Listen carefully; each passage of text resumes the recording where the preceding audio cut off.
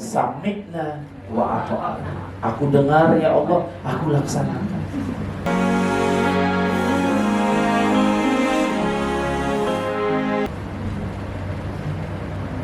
Ya. Jadi mana lebih tinggi derajat keilmuan Al-Quran atau ilmu yang kita pelajari hari ini? Al-Quran. Itu yang harus kita yakini. Kenapa? Karena Al-Quran itu adalah sebuah pedoman hidup yang dia lengkap. Mau kehidupan kita kayak apapun ada di situ.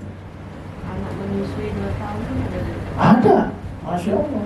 Apa yang nggak ada? Bagi waris ada banyak. Itulah kenapa hari ini umat Islam kita semua, saya sendiri, ya, Quran adalah pedoman dan gak boleh kita jauh-jauh dari Quran. Bukan hanya sebagai tilawah bacaan, kita resapin artinya, terjemahan. Jadi ini baru satu sisi ilmu, Pak, baru satu sisi. Tentang kurma aja udah luar biasa, belum yang lain-lain. Itu makanya apa kata Nabi? Barang siapa yang mengkonsumsi 7 butir buah kurma ajwa, maka dia terhindar daripada sihir. Nah, saya ambil ilmu ini. Kenapa? Sihir bukan karena buah kurma sebagai penangkal sihir, bukan. Bukan. Karena kurma itu mengandung nutrisi, Pak. Nutrisi, kemudian dia akan membuat kita kuat. Nah, kita baca hadis tentang jin. Apa kata Rasulullah? Sekuat-kuatnya manusia adalah selemah-lemahnya jin, dan selemah-lemahnya manusia adalah sekuat-kuatnya jin. Lemah yang dari, makanya kenapa orang yang suka kerasukan itu orang yang diem, tertutup, gak mau ngomong, yang ngomong seperlunya saja, suka menyendiri, orangnya baperan, ya, bawa perasaan, sedih, gampang nangis. Nah, orang kayak gini, coba ibu yang tukang ketawa, gak bakalan jin masuk. Jinnya takut. Ini konsep kesehatan. Coba orang yang low profile, banyak kawan, ketawa ke TV, gak bakalan jin masuk ke situ. Gak bisa disantet tuh orang. Itu makanya kenapa berkomunikasi, berkomunitas, berjamaah itu kuat. Dari segi fisik kuat, dari segi auranya kuat.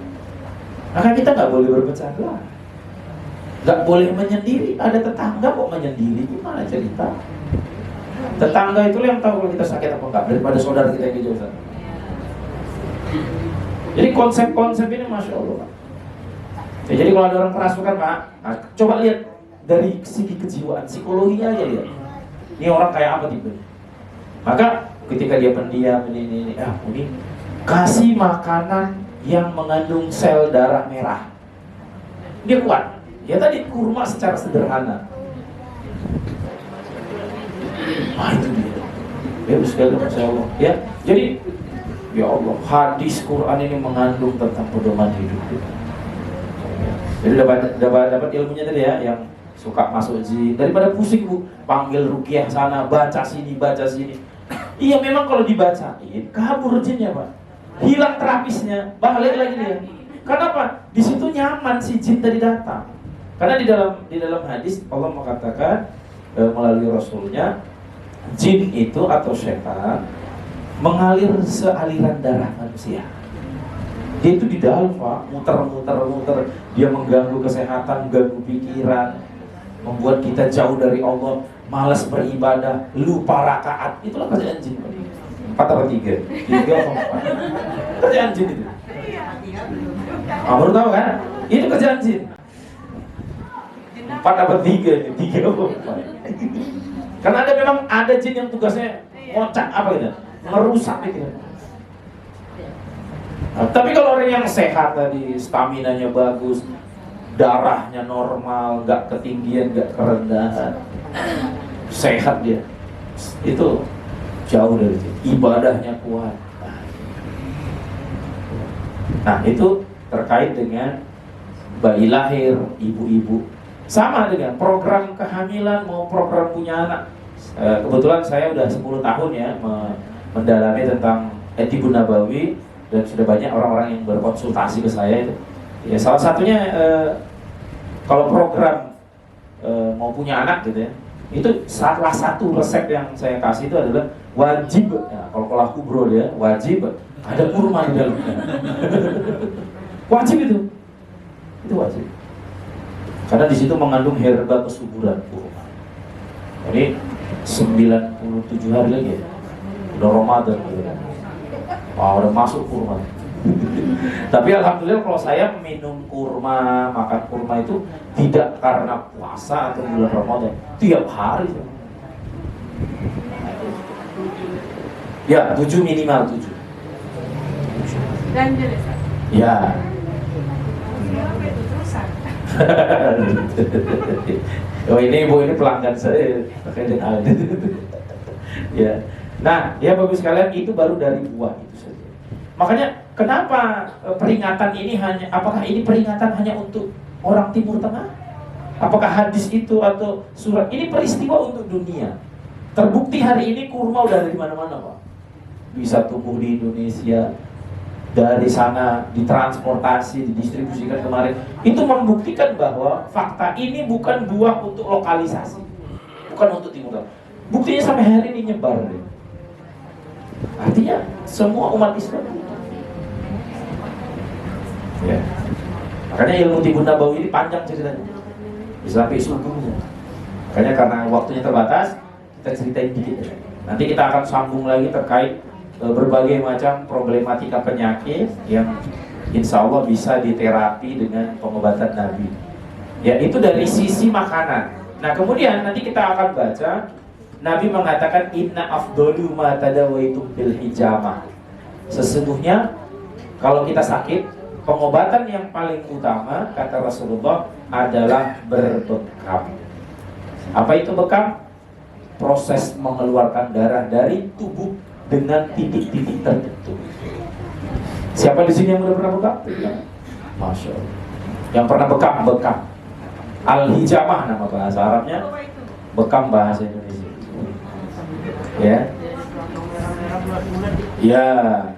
Ya, itu sunnah berbekam. Jadi dapat pahalanya, dapat sehatnya. Ya, dapat pahala Bu berbekam.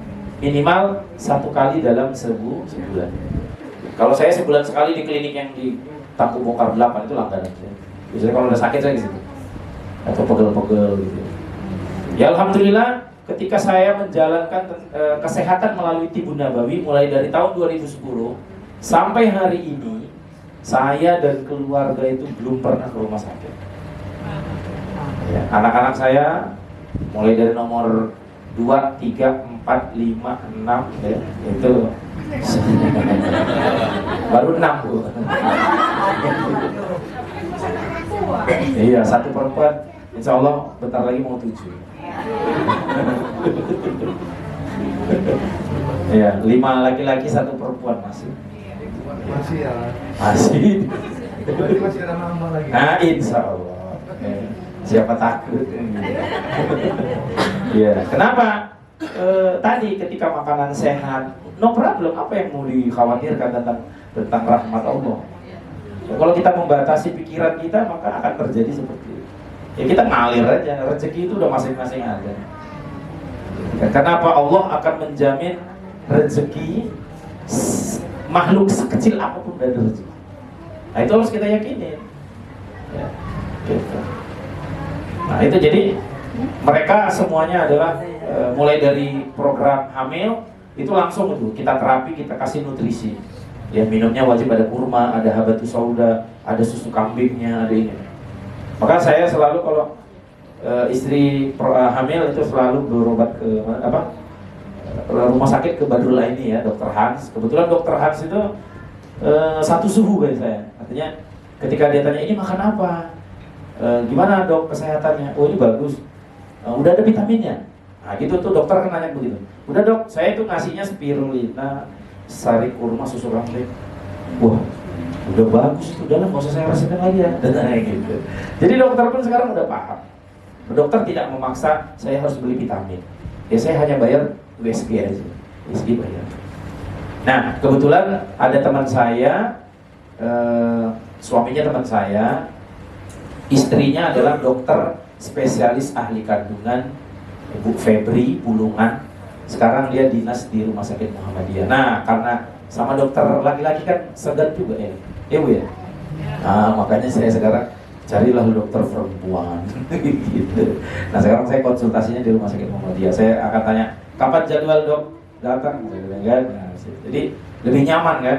Tapi memang rata-rata dokter kandungan ini nggak banyak yang perempuan. Nah, saya SMA Negeri 4 ya. Satu lokal itu kami ada sekitar 8 orang dokter. 4 diantaranya itu adalah dokter spesialis kandungan dan 4 orang itu laki-laki semua. Habis itu saya tanya, karena sahabat jadi namanya Januar Sahnanda Nasution SPOG, beliau adalah dokter di Asahan. Saya manggilnya Uco. Uco, kenapa dokter kandungan itu kok gak ada yang perempuan atau sikit kalau kok kalian pula yang suka kali sama dokter kandungan?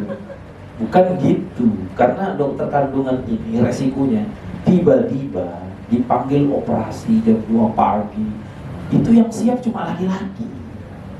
Nah, kalau dokter itu sudah menikah, punya anak, ya kan, dia akan mikirin keluarga gitu. Waduh, operasi ya dok segera datang ini operasi. Karena dia perempuan, dia susah. Nah, itulah, saya bilang, maklum juga saya bilang. Jadi bukan ajas manfaat, gitu. Laki-laki suka jadi profesi dokter kan? Kandungan, bukan. Nah, persepsi kita jangan sama, nggak sama sama mereka. Ya, jadi saya tanya sama kawan saya, oh itu ternyata. Iya.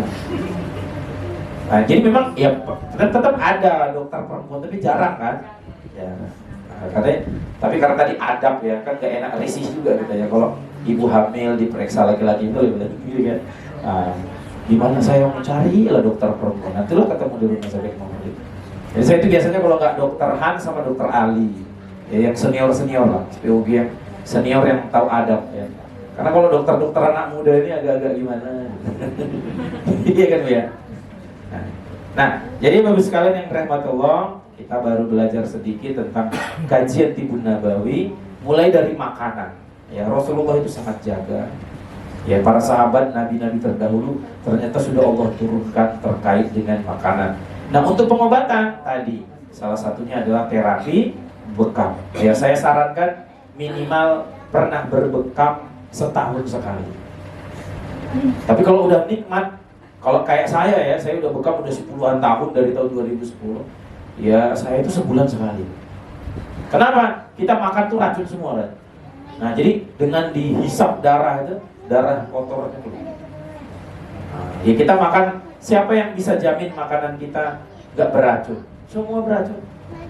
Udara, kita tinggal di perkotaan yang banyak polusinya, maka masuk udara kotor. Air kita apa kayak dulu? Kita ngambil dari sumur dengan tanah yang bagus?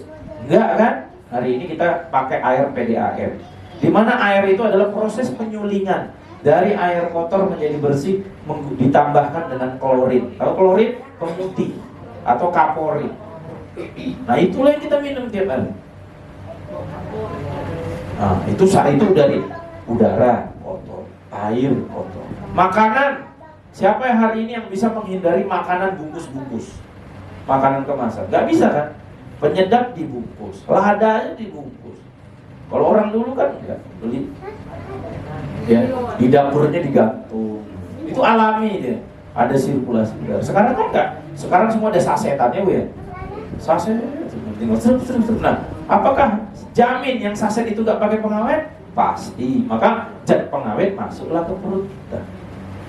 Belum lagi makanan anak-anak. Anak-anak suka kali makanan yang warnanya cerah, terang, benderang. Ya kan Bu? Kalau nggak merah kali nggak enak.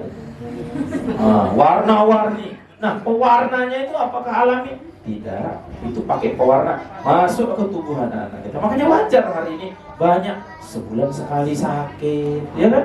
Ya tadi tubuh tidak bisa lagi mengelola racun, udah ketumpuk dia.